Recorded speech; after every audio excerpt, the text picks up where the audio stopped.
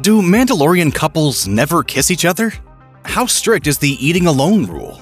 It's time to talk about these helmets and what they really mean for the Mandos in the world of the Disney Plus smash hit. Star Wars fans had to go without The Mandalorian for more than 2 years following the conclusion of Season 2, and for many of us, it felt like forever. Now it somehow feels like it's been no time at all, as we're rolling right along through Season 3. The latest episode, The Foundling, is a relatively short adventure, but one that gave us much to chew on. From a big Order 66 flashback to yet another monster that Mando and his clan need to deal with, it's jam-packed. Perhaps overlooked in the proceedings is the fact that we learned a little bit more about the helmet rule that the Children of the Watch hold on to. And we now have several questions. During a quiet scene at the midway point in the episode, Bo-Katan and a group of other Mandalorians are about to eat around a campfire before going to rescue Paz Vizsla's son. Bo-Katan, who is not accustomed to the old ways, asks about mealtime as a Mandalorian. How do you eat when other people are around? Din then casually explains that once they get their rations, they all head off away from one another to take their helmets off and eat like a normal person would, only without the benefit of company, presumably so that everyone's faces can stay hidden from one another, as impractical as that must be during a lengthy rescue mission. Whatever the case, this is a pretty telling reveal. Throughout the series, the armorer has been a stickler about keeping that heavy headgear in place. You have removed your helmet. What's worse, you did so of your own free will.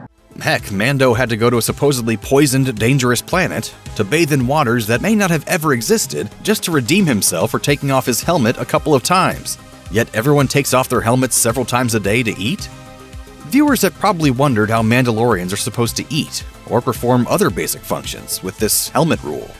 But regardless of the logic behind it, the rule has always seemed very steadfast and unshakable for those who subscribe to the old ways.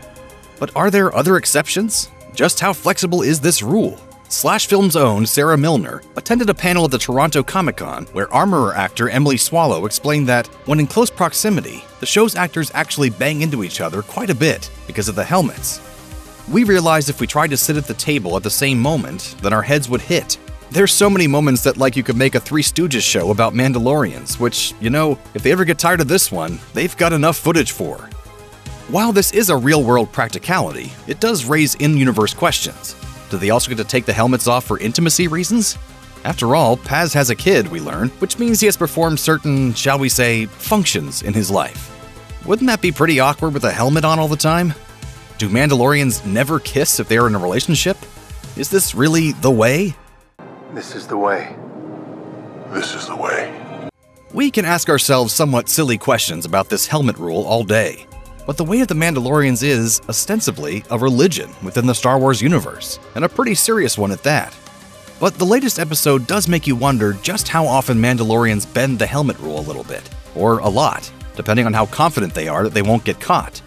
A religious tenet is a big deal, but you also have to function as a person with a body.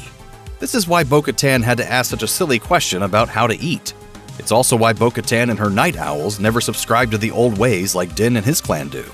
They see it as outdated and unnecessary. It's like seeing various denominations of Christianity squabbling with one another over what is right and what is wrong under the Word of God.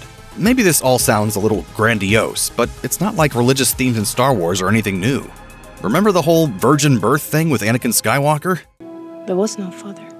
It will be interesting to see how the helmet question continues to be addressed in The Mandalorian as the season continues to unfold.